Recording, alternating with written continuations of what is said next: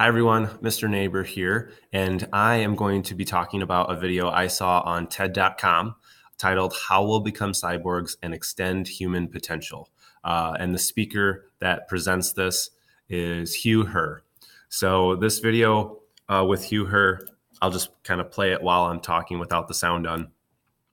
He's a professor at MIT, and he lost his legs in a climbing accident, so they had to be amputated.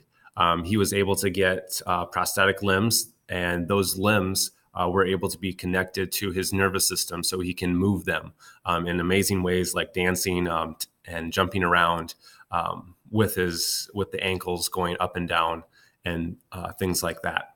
So he's not considered a cyborg, but he's considered a bionic with these limbs.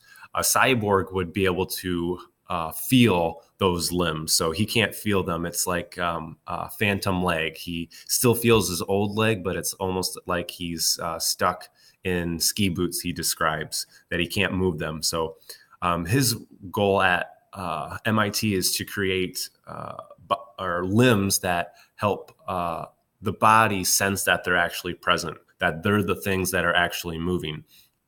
So a little background about how that works. I got to find a time here, 4:22.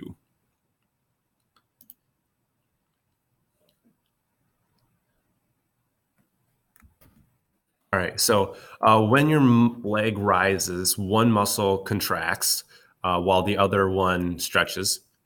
And then when your leg points down your toe, the back one contracts and the front one stretches. So those two interactions together alert you and let you know that your leg is moving. And depending on which muscles it is, it tells you if it's forward, backward, left, or right. So if you can establish that connection, then according to Hugh Herr, you can feel your leg, essentially.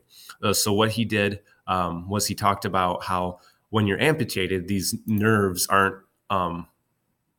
firing in the same ways. This one will fire to move the leg, but it doesn't stretch the one in front, making it known that the leg or the foot is actually moving. And when the one in front reacts, it moves the foot, but it doesn't do anything with the back one to let them know that that part of the foot is moving in that direction. So they developed some technology called AMIs. I'm kind of blanking on what the actual full name is, but AMI is AMI, and it stands for something. And essentially, they're connecting the nerves from here to this muscle in the front to its nerves. So let me see if I can find a diagram of that. Oh, here is the name of AMI. Agonist, antagonist, myoneural interface. So these are the two type of muscles. When one contracts, the other stretches. The agonist and the antagonist muscles. So letting this play a little bit more. There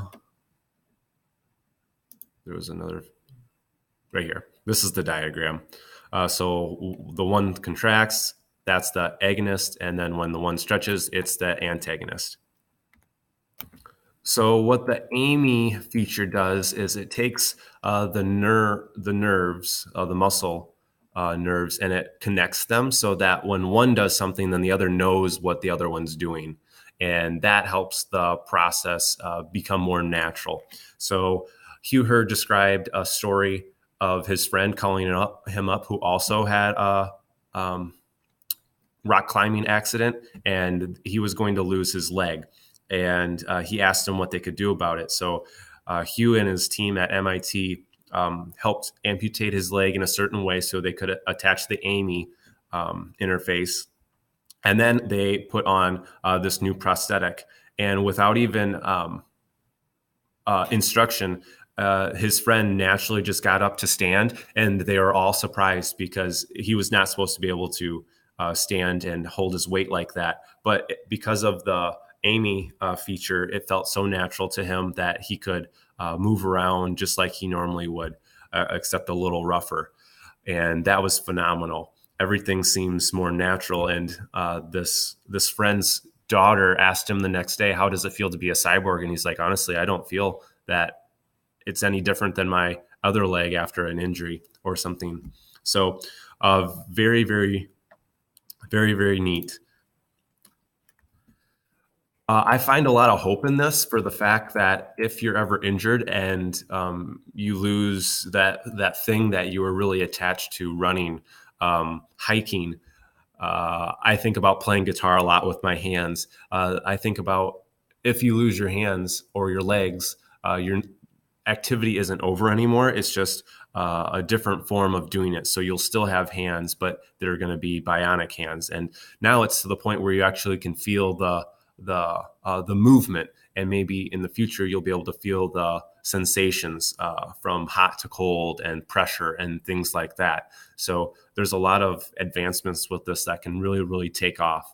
So those are kind of some of the questions I'm wondering about, as well as my reaction to the video. I think it's just awesome. His friend actually did go back rock climbing to the place where he fell, and with his new leg, he was able to climb to the top and actually achieve what he couldn't do before when he fell. So some other questions I was kind of thinking of was Hugh at the end of this video talks about what happens if we do this to extremities that we don't necessarily have right now. If we attach wings and have nerves connect to our back and kind of be able to sense where the wings are at, and all these other kind of far out there things. And I think that gets very, very fishy and wishy-washy when it comes to sports and other activities where we're relying on how we were made as God created us, or as we were born. So who's actually gaining the victory, the technology, or is it the person that's actually winning or getting the best time, or whatever it may be? So thanks for watching, and hopefully this is a good example video for you to follow. A word of advice: I tend to pause my video a lot when I don't know what to say, and then I reopen it, unpause it, and continue kind of where I left off. So I use this pause feature quite often when it comes to things. So if you want to have your cursor there a lot of the times, that's okay, because I pause the video a lot. So I'll see you later, and have a good day.